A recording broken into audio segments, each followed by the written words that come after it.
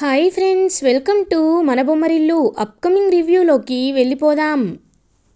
రుద్ర, విజయేంద్ర, విశ్వనాథం మధ్యలో ఉన్న రిలేషన్ ఏంటి, అసలు వాళ్ళిద్దరి మధ్య ఉన్న గతం ఏంటి అని తెలుసుకోవడానికి హుటాహుటిన గుడికైతే బయలుదేరుతారు. అప్పుడే ఈ రంగా మాత్రం బావా, ఒకసారి నేను చెప్పేది విను బావా, ఇప్పుడు మనం వెళ్ళడం అంత అవసరమా అని అంటారు. అవసరమే, పెదనాన్ని నేను ఖచ్చితంగా అడిగి తీరాలి, ఎందుకంటే నాకన్ని నిజాలు తెలియాలి అని ఇంకా కార్ డ్రైవ్ చేస్తూ ఉంటాడు రుద్ర. రుద్ర టెంపుల్కి రీచ్ అవుతారు. పెదనాన్న, పెదనాన్న అని వాళ్ళ పెదనాన్నని పిలుస్తారు. విజయేంద్ర, ఏమైంది, ఎందుకు అలా ఉన్నావు రుద్ర అని అడుగుతారు. ఎందుకంటారేంటి పెదనాన్న, ఆ విశ్వనాథం గారు మిమ్మల్ని అంతా అవమానించారనే విషయం మీరు నాకు ఎందుకు ఎందుకు చెప్పలేదు పెదనాన్న, అయినా ఆయన అవమానిస్తుంటే మీరు ఎందుకు అలా చూస్తూ ఉండిపోయారు అని అడుగుతారు. అన్నయ్య, ఆయన మిమ్మల్ని అవమానించారా అని అడుగుతుంది. ఒక్కసారిగా ఇంకా షాక్లో ఉండిపోతారనమాట. వెంటనే రుద్ర, ఏంటి అన్నయ్య, మీరు ఏం మాట్లాడుతున్నారు అని అడుగుతారు. మేడం కాదు, నేను నీకు మేనత్తనవుతాను, నువ్వు నాకు మేనల్లుడు అవుతావు అని నిజం చెప్పగానే చాలా హ్యాపీగా ఫీల్ అవుతారనమాట. రుద్ర, అంటే మీరు నిజంగా మా అత్తయ్య అని అడుగుతారు. అవును రుద్ర, తను నీ మేనత్త. నీకు తెలిసిందే కదా, ఆ విశ్వనాథం వల్ల కొన్ని గొడవలు జరిగాయి, కొన్ని అనుకోని పరిస్థితుల వల్ల మేము విడిపోవాల్సి వచ్చింది. కానీ ఇప్పుడు తను బ్రతికుందని తెలిసాక కూడా నేను తన్ని విడిచి ఉండలేను. నువ్వే ఎలా అయినా మమ్మల్ని కలపాలి రుద్ర అని అంటారు. విజయేంద్ర, పెదనాన్న, తప్పకుండా తప్పకుండా మిమ్మల్ని పెద్ద మేనత్తని ఒకటి చేస్తాను. అలాగే మావయ్య గారు కూడా ఎందుకు ఇలా ఇంతలా బాధపడుతున్నారు, ఆయన ఎందుకు ఇంత కోపంగా ఉన్నారు అనే విషయాలు కూడా నేను తప్పకుండా తెలుసుకుంటాను. తెలుసుకొని ఆయన్ని కూడా మారుస్తాను, శాంత స్వభావంతో ఉండేలా చేస్తాను. మన రెండు ఫ్యామిలీస్ని కలిపే బాధ్యత నాది అని విజయేంద్రకి సుధాకి మాటిస్తారనమాట. హ్యాపీగా రుద్ర. కరెక్ట్గా అప్పుడే శకుంతల అండ్ ఇషిక కూడా అదే గుడికి వస్తారు. అయ్యయ్యో, ఇదేంటి, ఒకసారి అటు చూడండి అని అంటాడు రంగా. చూసేసరికి అక్కడ శకుంతల నడుచుకుంటూ వస్తుంది. ఇప్పుడు శకుంతల సుధని చూసిందంటే ఇంకా మనం ఏం జరుగుతుందో తట్టుకోలేం, ఇంకొక యుద్ధమే వస్తుంది. కాబట్టి సుధా, నువ్వు వెంటనే బయలుదేరమ్మా అని అంటారు. తప్పకుండా అన్నయ్య అని ఇంకా అలా సుధా అక్కడి నుండి వెళ్ళిపోతుంది. ఇంకా శకుంతల అలా చూస్తూ ఉంటారనమాట. అప్పుడే విజయేంద్ర, శకుంతల నువ్వేంటి ఇలా వచ్చావు అని అడుగుతారు. ఏంటండి, మీకు నా మాట అంటే అంత ఆషామాషీగా ఉందా, ఏం చెప్పారు మీరు, నేను గుడికి వెళ్ళాలంటే మీరు తోడుగా వస్తాను అన్నారు, అలాంటిది నాకు చెప్పకుండా ఈ గంగతో మీరు గుడికి ఎలా వస్తారు అని అడుగుతుంది. అంటే గంగకి ఎందుకో ఏదో విషయంలో భయంగా ఉందంట, ట్రైనింగ్ బాగా సజావుగా సాగాలి అని గుడికి తీసుకువెళ్ళమంది, అందుకే గుడికి తీసుకొచ్చాను, అందులో తప్పేముంది అని అంటారు. వెంటనే రుద్ర కూడా కవర్ చేస్తూ, అయినా ఏంటి పెదనాన్న ఇది, తను బాక్సింగ్ ట్రైనింగ్ తీసుకోవాలి, ఈ టైంలో మీరు కూడా తన్ని గుడికి తీసుకురావడం ఏంటి, నేను కూడా తన్ని వెతుక్కుంటూనే వచ్చాను, గంగా బాక్సింగ్కి టైం అయింది, పద వెళ్దాం అని ఇంకలా గంగని తీసుకొని వెళ్ళిపోతాడు.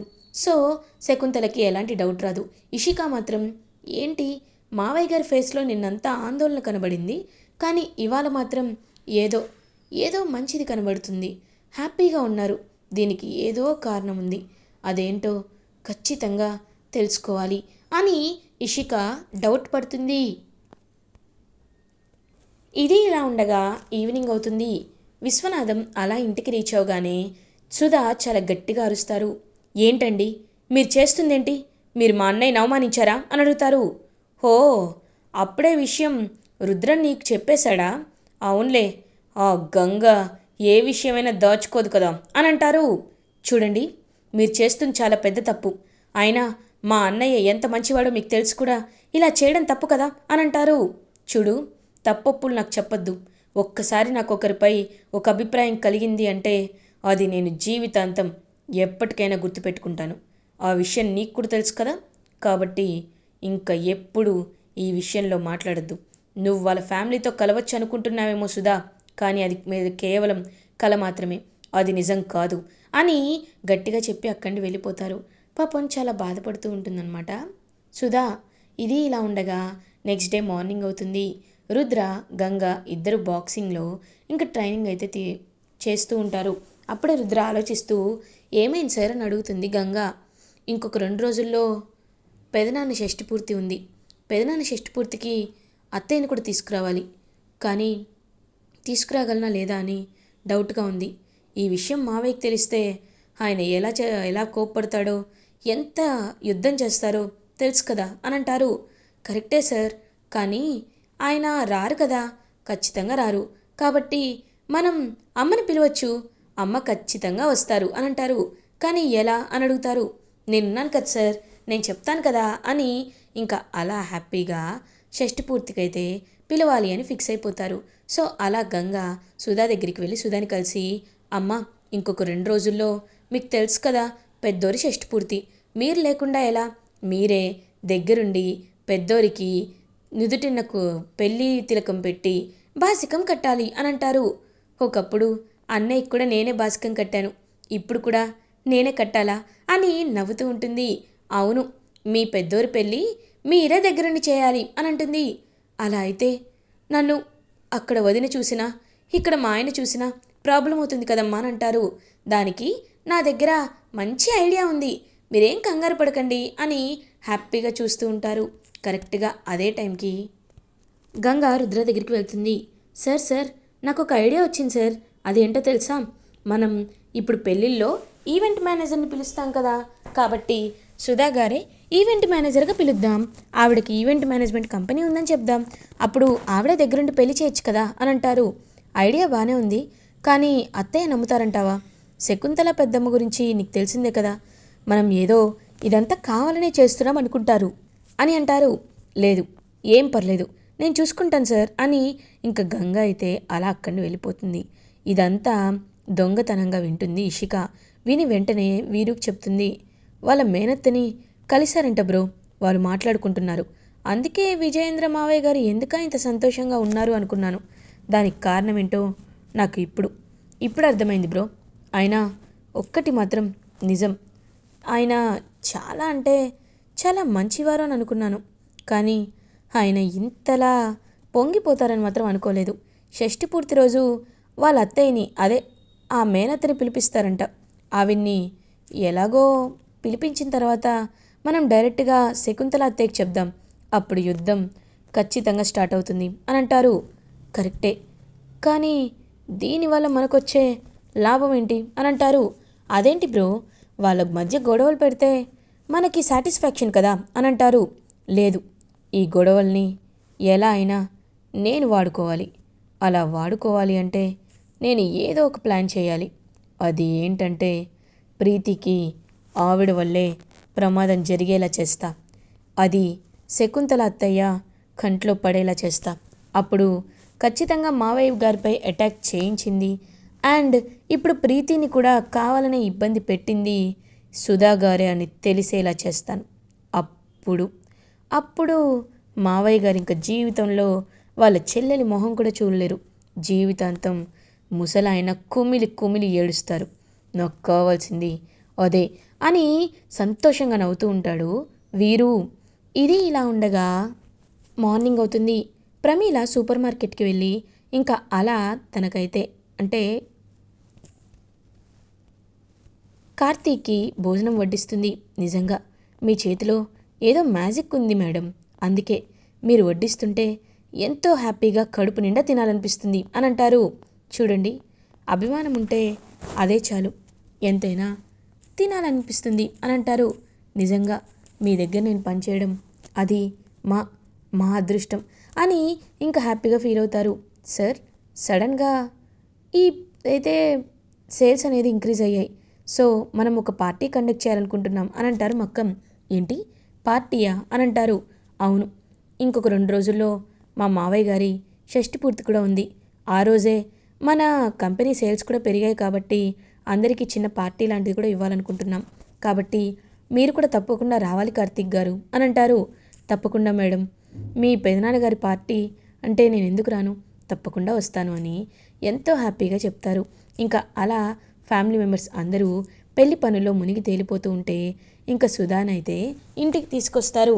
సుధాకి స్పెట్స్ పెట్టి కొంచెం హెయిర్ స్టైల్ మార్చేసరికి ఎవరు గుర్తుపట్టలేకపోతారనమాట.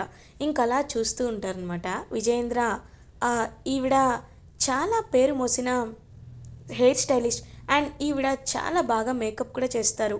అందుకే ఈవెంట్ మేనేజ్మెంట్కి ఈవిడ్నే పిలిపించాం.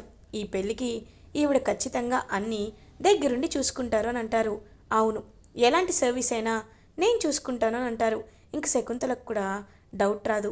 సో అలా హ్యాపీగా వాళ్ళ అన్నయ్యకి దగ్గరుండి ఇంకా అన్నీ బాసికం కట్టి పెళ్లి బొట్టు పెడుతుంది. అన్నయ్య, నువ్వు పెళ్లి కొడుకుగా అప్పట్లాగే ఉన్నావు అని అంటారు.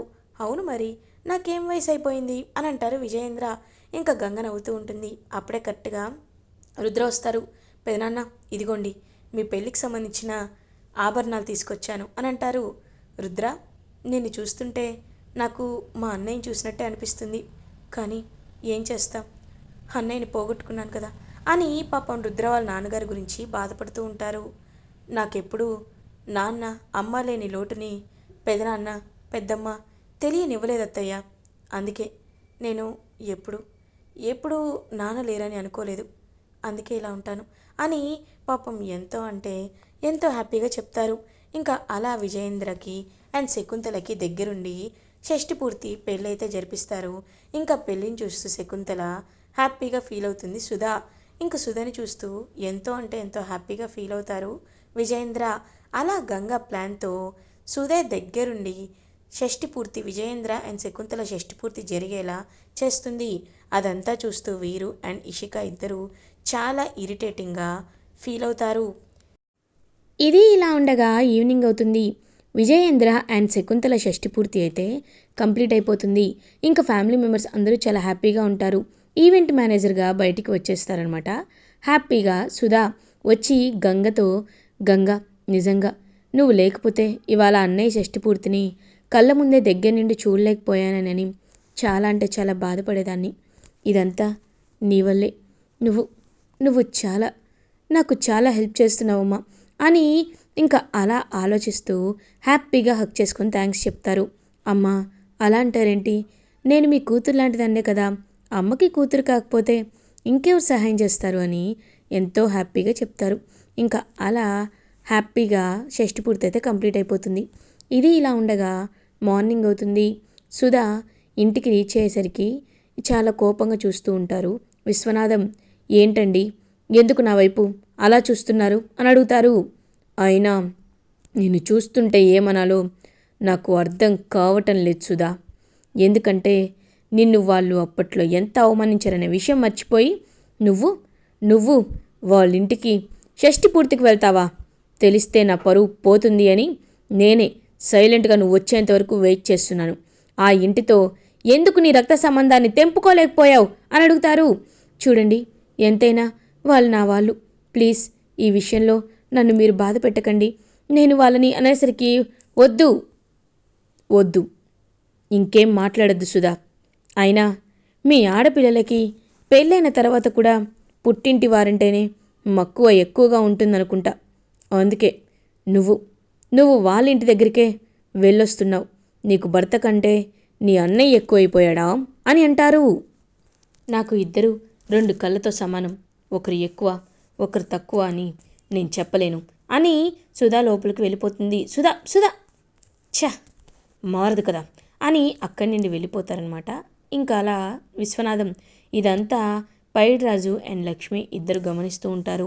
రుద్రబాబుకి ఎలాగైనా నిజం చెప్పేద్దామయ్యా, అప్పుడే మనకి ప్రశాంతత ఉంటుంది, బాబు ఏదో ఒకటి ఆలోచిస్తాను అనేసరికి ఇంకా అలాగే అని రుద్రకి కాల్ చేస్తారు. ఏమైంది, నన్ను త్వరగా రమ్మని చెప్పారు అని అడుగుతారు. ఎందుకంటే నీకు ఒక విషయం చెప్పాలి బాబు.